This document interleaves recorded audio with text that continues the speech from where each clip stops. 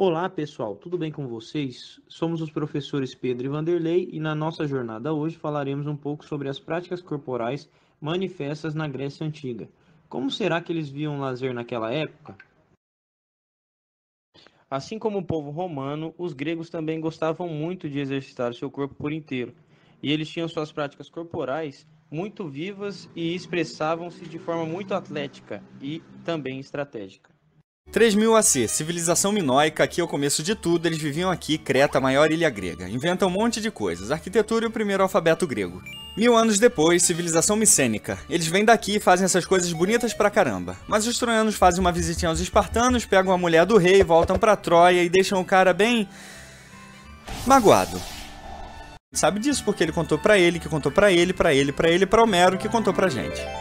O mundo grego colapsa, os dórios invadem a Grécia, arrebentam tudo e começa a Idade das Trevas.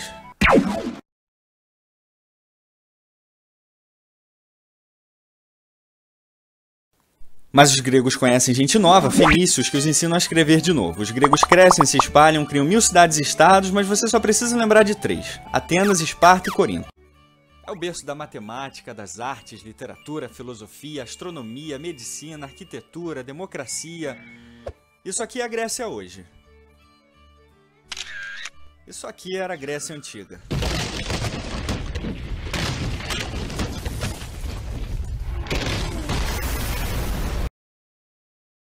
A civilização grega surgiu entre meados de 800 a.C. a 500 a.C., começando inicialmente como cidades-estado e em seguida originando em sua principal capital, Atenas. No entanto, outra cidade grega muito bem conhecida era a cidade de Esparta, uma cidade de um povo muito voltado ao serviço militar e de treinamentos para a guerra. Os espartanos eram rivais dos atenienses e buscavam encontrar diferenças e enfatizá-las, até como uma maneira de autoafirmação. Atenas era reconhecidamente uma cidade de vanguarda, que estendia seu domínio e foi uma das mais poderosas cidades-estado de toda a Grécia Antiga. O sistema de governo era democrático em termos, já que apenas os homens eram considerados cidadãos, sem se referir a escravos, estrangeiros e até mesmo mulheres.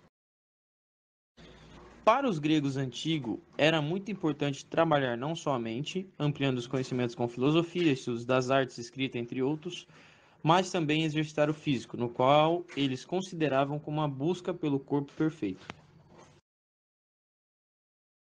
Isto tinha uma forte ligação com a mitologia, nesse caso com os deuses do Olimpo. O Olimpo era a habitação dos deuses e ficava no monte mais alto de toda a Grécia. Era, portanto, o objetivo dos cidadãos chegarem até lá e para isso deviam ser o quanto mais forte, inteligente e atlético. Somente assim eles seriam mais semelhantes a um deus. Tudo isso ocasionou a criação de diversos jogos desportivos e competitivos que davam direito a cidadãos se tornarem dignos de serem reconhecidos como deuses. Esses jogos tinham seus aspectos que os tornavam únicos e eram representados por jogos de força, agilidade e destreza. Algumas atividades são compreendidas em corridas a pé e de biga, pentatlo ou pentatlon, modalidade semelhante ao atletismo, saltos e lançamentos, lutas corporais, entre outras. Observem essas imagens que mostram os tipos de jogos. O objeto acima expõe uma das modalidades referente às artes marciais surgidas dentre os gregos, conhecida como pancrácio.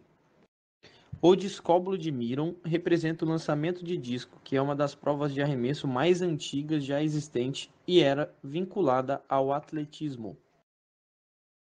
O epísquiro era um jogo com bola da Grécia Antiga. O jogo fomentava o trabalho de equipe e era feito por duas equipes, normalmente entre 12 e 14 jogadores cada, com uma bola.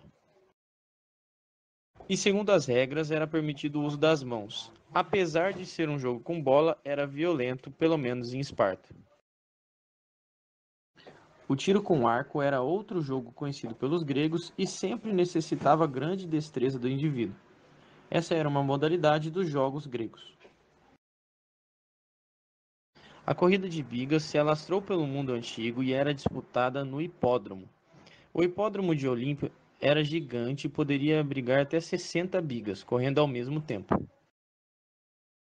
As corridas tinham duas variáveis, com bigas puxadas por 2 ou 4 cavalos.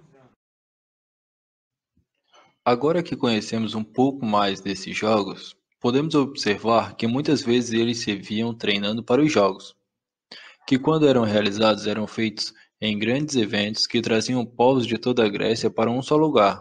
Isso porque fazia parte da cultura e do lazer da época. Aqueles que torciam pelos vencedores e aqueles que disputavam desenvolviam de certa forma o lazer oportuno, pelo evento e pelo desenvolvimento das práticas pré-eventuais. Sim, existem muitas outras provas de que existiam mais jogos. No entanto, estamos falando de lazer, não é mesmo? Como então podemos relacionar esses jogos com o lazer? Pela cultura. Ao vermos que essa cultura privilegiava o corpo, podemos entender de que todas as práticas corporais eram manifestas pelo povo como forma cultural de expressar o lazer juntamente com a excitação, na busca de um autodesenvolvimento. Imaginem agora que legal seria participar de um evento com os Jogos Olímpicos na Grécia. O campeão era um herói. Bom, como não podemos participar mais desses eventos, porque ficaram no passado, podemos tentar recriar, não é mesmo? Será que vocês conseguem recriar um jogo que tenha os aspectos do saltar, arremessar, correr ou até mesmo com movimentos ginásticos? Essa será a atividade do vídeo. Recriem o jogo com suas próprias regras e pratiquem com seus familiares. Vejam que o intuito dele é promover o lazer e com isso também cuidar do corpo.